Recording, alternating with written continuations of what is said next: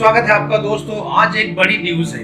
बड़ी न्यूज ये है कि रिपब्लिक टीवी के owner and senior journalist Arnab Goswami को आज सुबह मुंबई पुलिस ने गिरफ्तार कर लिया। खैर ये कोई बड़ी बात नहीं है। उनके खिलाफ ऑलरेडी कई चीजें थी जो कि चल रही थी और कई बार एक्शन किया था। कई बार उन्हें पूछताछ के लिए घंटों बिठा के रखा जाता था। तो ये कोई आश्चर्यजनक बात नहीं है, लेकिन समझने की बात यह है कि आखिर उनके ऊपर ये लगातार इस तरह से दबाव क्यों बनाया जा रहा है। क्योंकि हम लोगों ने देखा कि जिस तरीके से अर्णव गोस्वामी ने और रिपब्लिक टीवी ने जिस तरह से उन्होंने आवाज उठाई सुशांत मर्डर केस में, और उसके बाद पालघर में जो 2 साधुओं की लिंचिंग हुई थी उसके बारे में, वो एक बहुत ही मुश्किल बात थी जो किसी भी एक इंडिपेंडेंट चैनल के लिए उठाना। बहुत सारे चैनलों ने, न्यूज चैनल ने इसे कवर भी किया, लेकिन उसके बावजूद कुछ समय बाद ये न्यूज गायब हो गई।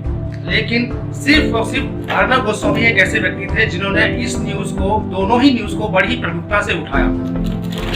एंड ये अपने यहाँ पे एक बड़ा ही डेयरिंग काम है, क्योंकि इसके कॉन्सिक्वेंसेस ऑलरेडी होने थे और वो हुए भी। अर्णव गोस्वामी को कई बार केस में फंसाने की कोशिश की गई, चाहे आप उसे टीआरपी केस ले लीजिए जिसमें अर्णव गोस्वामी के चैनल का नाम ही नहीं था, लेकिन उसके बावजूद सब प्रेस कॉन्फ्रेंस करके रिपब्लिक टीवी का नाम लिया गया। उसके बाद ऐसी कई सारी चीजें हुई जिसके बारे में उन्हें फंसाने की कोशिश की गई।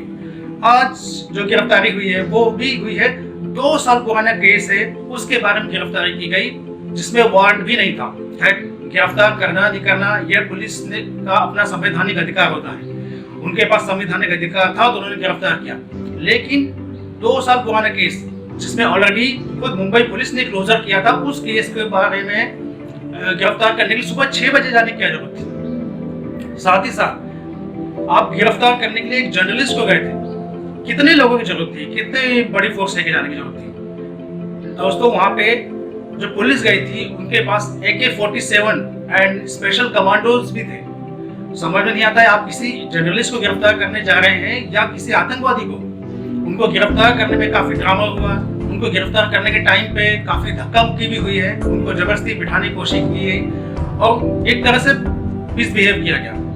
मुझे ये बताइए, आपको क्या लगता है, क्या आपको कब याद है कि किसी भी जर्नलिस्ट को या किसी के साथ भी इस तरह की गिरफ्तारी हुई हो? इस तरह की गिरफ्तारी तो किसी आतंकवादी के साथ नहीं हुई, इस तरह की गिरफ्तारी तो किसी कल्प्रिट के साथ भी नहीं हुई है। रिया चक्रवर्ती जो कि इसमें डायरेक्टली गुनाहगार मानी जा रही थी और उसके खिलाफ सबूत भी काफी थे, उसके खिलाफ भी इस तरह की गिरफ्तारी नहीं हुई। और तो कितनी सेलिब्रिटीज थी जिनके खिलाफ ड्रग केसेस में नाम आया था, एनसीबी ने वो किया था, एनसीबी के पास सबूत भी थे, फिर भी उनकी गिरफ्तारी इस तरीके से नहीं हुई जिस तरह से इसमें अर्णव गोस्वामी की गई है। तो ये एक बहुत ही चिंता का विषय है। जो लोग प्रेस की फ्रीडम की बात करते हैं, जो लोग फ्रीडम ऑफ एक्सप्रेशन की बात करते हैं, आज वो सब लोग कहाँ गए? किसी भी चैनल में इस बात की निंदा नहीं की गई कि अर्णव गोस्वामी के चैनल में अर्णव को गिरफ्तार किया जाना सही नहीं है, यह गलत है। ऑब्वियसली बहुत सारे चैनल्स ने इसका विरोध किया है, लेकिन अभी भी इस मैटर को उतने ही सख्ती से, उतनी प्रमुखता से नहीं उठाया जा रहा है और यह एक अपने आप में आश्चर्यजनक बात है। कहीं ऐसा तो नहीं कि यह चैनल्स को भी पता था कि ऐसा हो सकता है, इसलिए वो लोग भी ज्यादा आवाज उठाने से डर रहे हो कि कहीं उनके खिलाफ भी ऐसा कुछ एक्शन ना हो जाए। दोस्तों यह सिर्फ एक मामूली गिरफ्तारी नहीं है, यह एक तरह की सोच है जिसके खिलाफ अर्णव गोस्वामी लड़ रहे थे और साथ ही साथ देश की जनता भी। यह लड़ाई एक ऐसी सोच के खिलाफ है जो एक निरंकुश सोच है और जो साथ ही साथ ऐसा मानती है कि मैं राजा हूं और मुझे कोई नहीं रोक सकता, हमें कोई नहीं रोक सकता। जो हमारे खिलाफ आएगा हम उसके खिलाफ कार्रवाई करेंगे, उसका मुंह बंद करा देंगे। दोस्तों ये जो मुंह बंद करा देने वाली जो मानसिकता है, इसके खिलाफ लड़ाई है। आखिर क्या गलत किया अर्णव गोस्वामी ने पालघर के लिंचिंग के खिलाफ सवाल खड़े करके, या फिर रिया चक्रवर्ती के खिलाफ सवाल खड़े करके, सुशांत की मर्डर केस में सवाल उठाना हम सबका कर्तव्य है, हम सबका अधिकार है। और एज ए न्यूज चैनल, एक पत्रकार होने के नाते यह उनका प्रोफेशन भी है। आप उन्हें उनका ही काम नहीं करने देंगे तो देश में जो डेमोक्रेसी है और डेमोक्रेसी में जो चौथा स्तंभ पत्रकारिता है, फ्रीडम ऑफ प्रेस की बात की थी, वो कैसे चलेगा?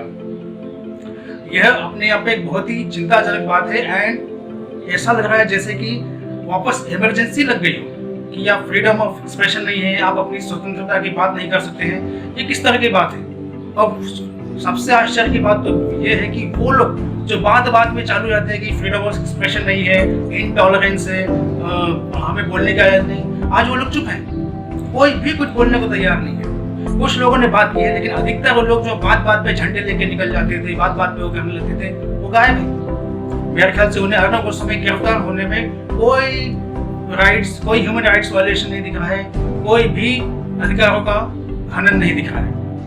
इसी को सिलेक्टिविज्म कहते हैं। खैर, हमें ना तो उनसे उम्मीद थी और ना ही है, लेकिन हमें आपसे उम्मीद है, देश की जनता से उम्मीद है कि वह इस समय इस एक्ट के खिलाफ खड़ी होगी और अर्नब गोस्वामी के साथ खड़ी होगी, क्योंकि यह जो हो रहा है वो गलत है और इसे रोकना बहुत जरूरी है।